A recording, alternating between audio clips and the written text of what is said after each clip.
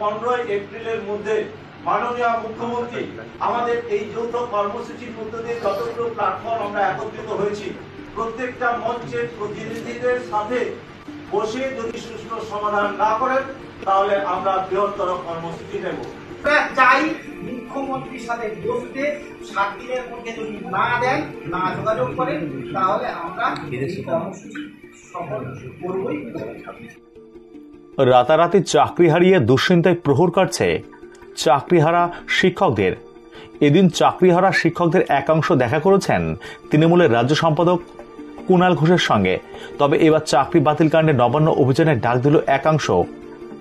21শে April Nabanna অভিযানের ডাক দিল বঞ্চিত চাকরি প্রার্থী, চাকরিজীবী ও চাকরিহারা ঐক্য মঞ্চ।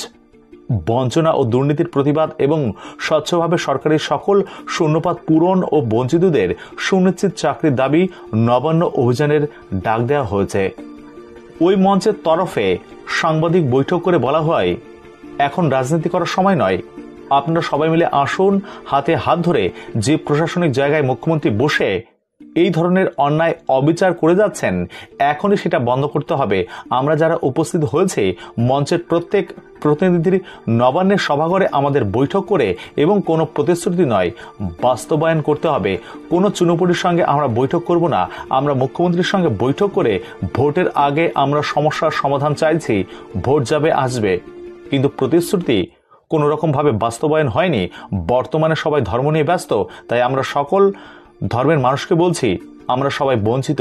সরকারি চাকরিটা আমাদের দরকার, মেধার ভিত্তিতে আমাদের চাকরিটা দরকার। পয়লা বৈশাখের মধ্যে যদি মুখ্যমন্ত্রী আমাদের সঙ্গে না বসেন, আমরা আজই ঘোষণা করে দেব, জীবন যখন বিপন্ন, সবাই চলো নবান্ন। এদিন তৃণমূলের রাজ্য সাধারণ সম্পাদক কুণাল ঘোষের সঙ্গে দেখা করতে যান সুপ্রিম কোর্টের নির্দেশে চাকরিহারাদের এক অংশ। মিনিট 10 ছোট সাক্ষাৎ হয় তাদের। বেরিয়ে আসার পর তারা সংবাদ মাধ্যমের সামনে মুখ খুলতে চাননি। তারা বলেছেন, যা বলার 7 তারিখের পর বলবেন। অর্থাৎ তারা অপেক্ষা করছেন 7 তারিখে মুখ্যমন্ত্রী মমতা বন্দ্যোপাধ্যায় নেতাজি ইন্ডোরে তাদের কি বার্তা দেন তার উপর। এদিন চাকরিহারাদের একাংশটি কি বলেছেন দেখুন।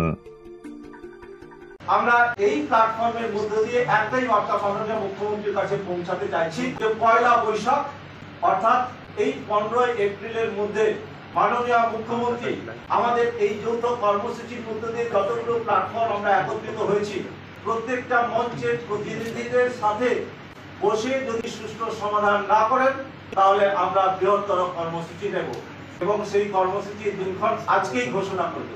আমরা মুখ্যমন্ত্রীকে আবারও বলতে চাই, পয়লা বৈশাখ অর্থাৎ 15 এপ্রিলের মধ্যে মাননীয় মুখ্যমন্ত্রী যতজন এই বঞ্চিত কর্মপ্রার্থী আমরা যারা আছি বা চাকরিহারাও আছেন মধ্যে তারাও হয়তো প্রতিনিধিত্ব করবেন, সমস্ত মঞ্চের প্রতিনিধিদের নিয়ে এই নবান্নের সভাঘরে বৈঠক করুন, আমাদের বার্তা শুনুন, আমাদের যন্ত্রণার কথা শুনুন।